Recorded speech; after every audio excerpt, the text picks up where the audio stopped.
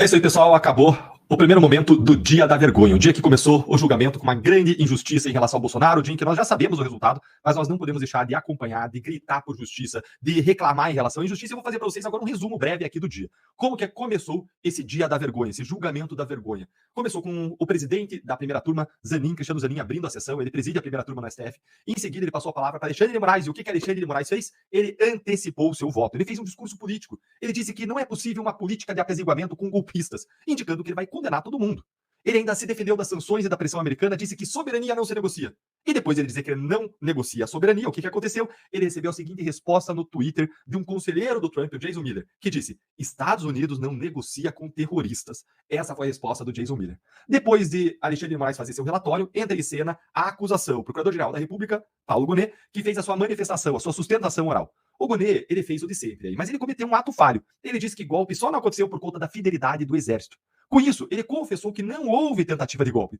O Gonet insistiu que fazer lives, reuniões, comentários críticos ao processo eleitoral seria uma tentativa de golpe de Estado. E ele continuou não conseguindo fazer a ligação entre a suposta trama golpista e 8 de janeiro. Depois disso vieram os advogados, começando pelos advogados, dois de Mauro Cid, que dividiram o seu tempo. Mauro Cid fala primeiro, por meio do seu advogado, porque ele é um colaborador, ele é um delator, então ele é visto como quase uma acusação, e a defesa sempre fala por último. Aí os advogados do Mauro Cid focaram em mostrar que a colaboração foi voluntária, e que é válida, e que ele contribuiu para a acusação.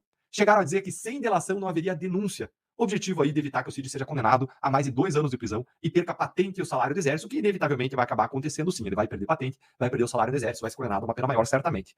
Depois do advogado Mauro Cid, que teve aí os dois dividiram o tempo de 1 hora para falar, aí começaram os advogados, os outros réus desse primeiro processo do núcleo duro da suposta trama golpista. São 8 réus, então, descontado o Mauro Cid, a gente tem aí 7 réus a partir dele, e veio o advogado de Almir Garnier, o Demóstenes Torres. Gente, esse advogado aqui, a gente ficou no chat aqui dando risada, porque teve até gente que falou assim: olha, o cliente dele vai reclamar no Procon. Por quê, Dilton? Porque o Demóstenes Torres ele gastou 20% do tempo simplesmente para elogiar os ministros. Ele virou meme, virou motivo de piadas e chacota nas redes sociais. Foi absolutamente surreal. Ele fez ali um stand-up de comédia em vez de uma defesa técnica do cliente. Disse absurdos, como, por exemplo, Lênin Streck para o Supremo Tribunal Federal no lugar do Barroso, se ele se aposentar. Apresentou alguns argumentos de defesa que se perderam ali na palhaçada geral da sustentação oral dele.